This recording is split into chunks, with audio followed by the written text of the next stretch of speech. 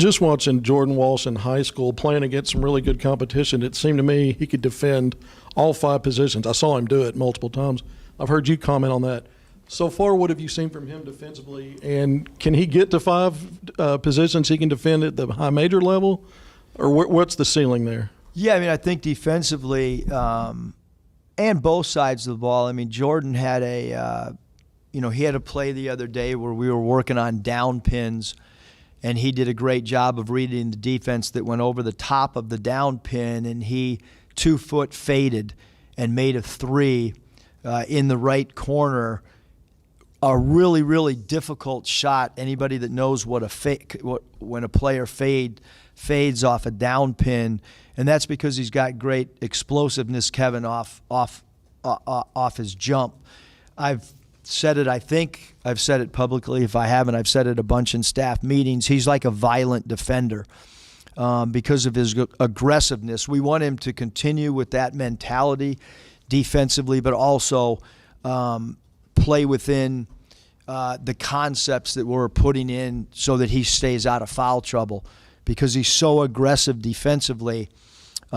Sometimes he can put himself where he tries to stab at the ball, but you'd much rather have a player be over-aggressive than under-aggressive, and he innately is an overly aggressive defender.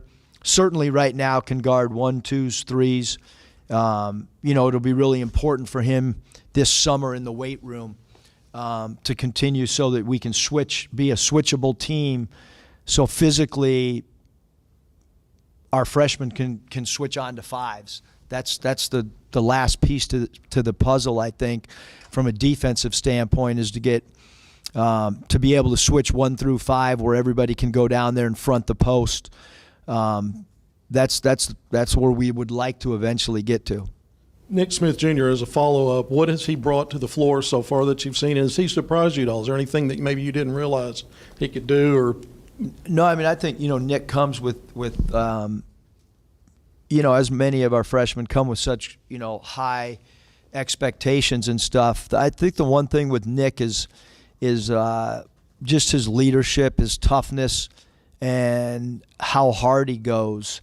For a lot of freshmen, it's just like it's a huge jump to go from a high school practice to a college practice. But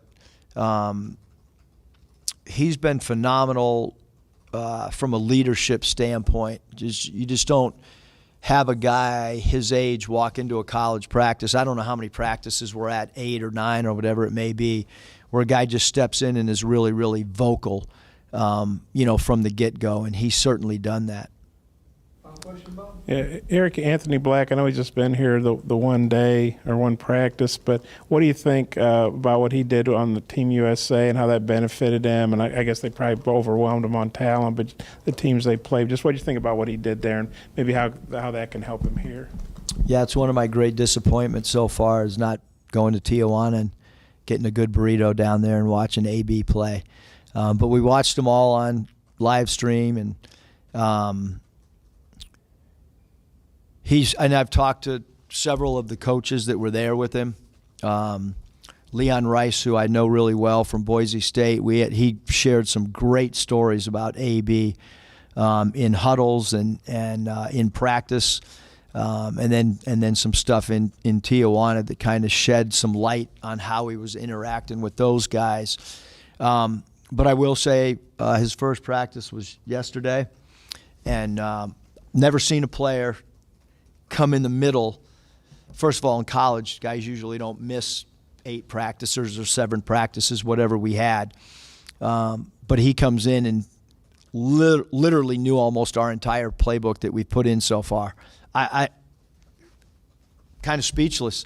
I mean, because I've gone through it all the time in the minor leagues where guys are shuffling back and forth between the parent team and the minor league team. But he literally was asking about 3rd and 4th options on plays. And we got some guys that have been here since day one that are still trying to figure out the 2nd option.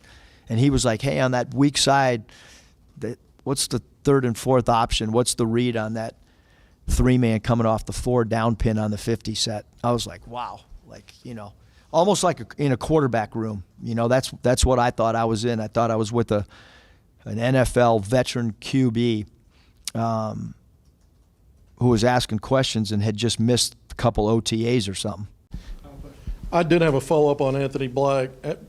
Having recruited him and observed him and then watched him in Mexico, is he the kind of guy that can be a fixer at both ends of the floor, sort of like what Jaylen Williams did? Different position guys, but high IQs, attention to detail. Just curious your thoughts on that. Yeah, I mean, I think obviously with his size, it's really unique at the guard spot.